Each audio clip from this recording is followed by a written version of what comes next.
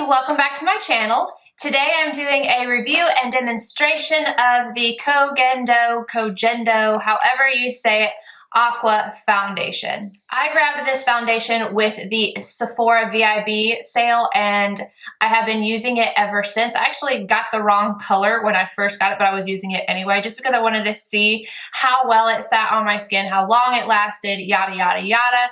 But I'm going to give you guys a few little tidbits of information about this. This is a $62 foundation, so yes, it is a little bit more pricey, but well worth it. It does come with a pump. When I first saw the bottle, I was like, oh hell no. We need a pump because I thought this was going to screw off, but we're good. We've got that pump.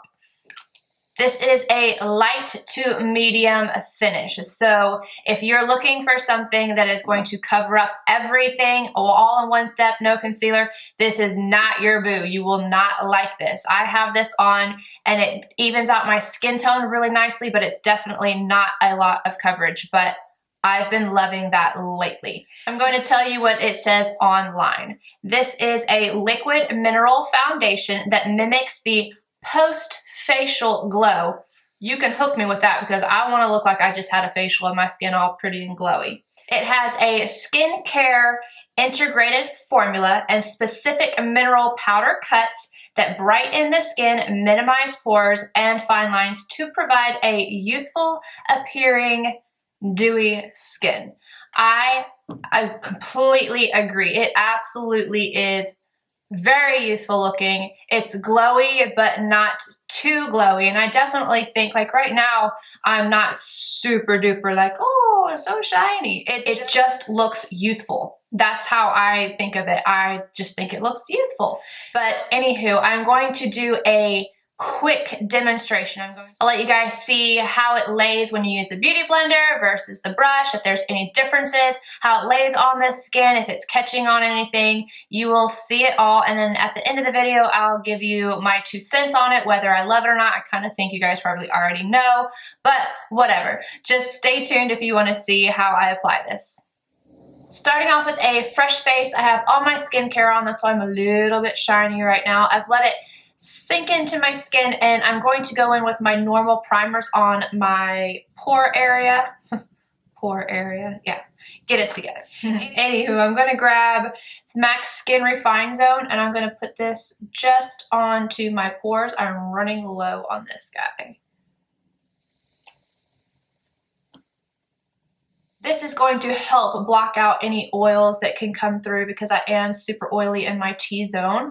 You could totally go up here on the chin. I don't know what anything is today. Sorry, guys. You go on your chin, your forehead, your nose, yada, yada. But I actually don't mind to have a little bit of a glow there. It's just my pores. And I like it underneath the Makeup Forever Smoothing Primer because I feel like it grabs a little bit more, helps again with the oil production, and it lasts longer. Like that smoothing look lasts longer when I have the Skin Refine Zone underneath it. Alright, for the foundation, the color I ended up getting was 113. When I used this the first time, I accidentally had gotten a 013, which is a pink undertone, but I was in a rush when I was getting online at Sephora and I clicked the wrong one. But I've got the new one now, so we're good. And I'm going to take 2 pumps of this and put it on my Petri dish. And then you'll see it's very, well, I don't know if you can see, but it's very liquidy. So it's very runny. I'm going to start off on this side. I'm going to use a beauty blender for this. I'm going to grab a little bit and start to pounce this onto my skin. This has light to medium coverage.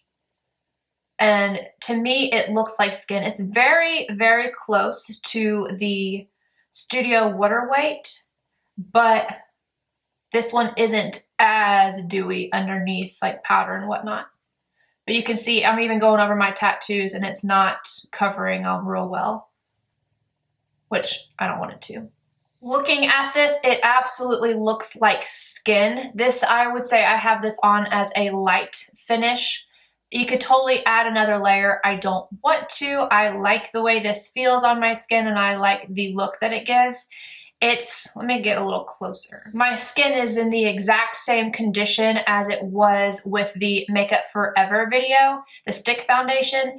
and it is not clinging to anything on my skin, anything at all. The other side I'm going to apply with the brush, and I'm using the MAC 196 for this. No particular reason, just grabbed a brush. And I'm gonna see how this lays with the brush.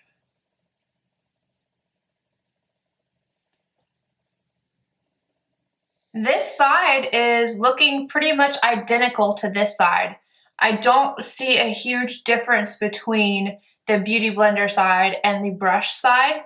Still not grabbing onto any dryness. Yeah, I really don't see a difference between the two. So I guess if you like brush or Beauty Blender, they're both gonna work really well with this foundation. Now that I have it evenly all over my face, I'm going to zoom in and let you guys see what this looks like close up. So you can see it's not grabbing onto any areas of dryness on my skin, which is so good. I don't feel like it's accentuating any lines or pores. It's sitting really nicely and it really just looks like skin. I'm digging this. And I'm back with my final thoughts about this foundation. I love this foundation. I give this 2 thumbs up. Doesn't break me out, does not separate on my skin. It has the perfect color for me. That's one bad thing though I will say is it does not have a good shade range. So darker skin tones are kind of SOL on this one, and I think that's kind of crap.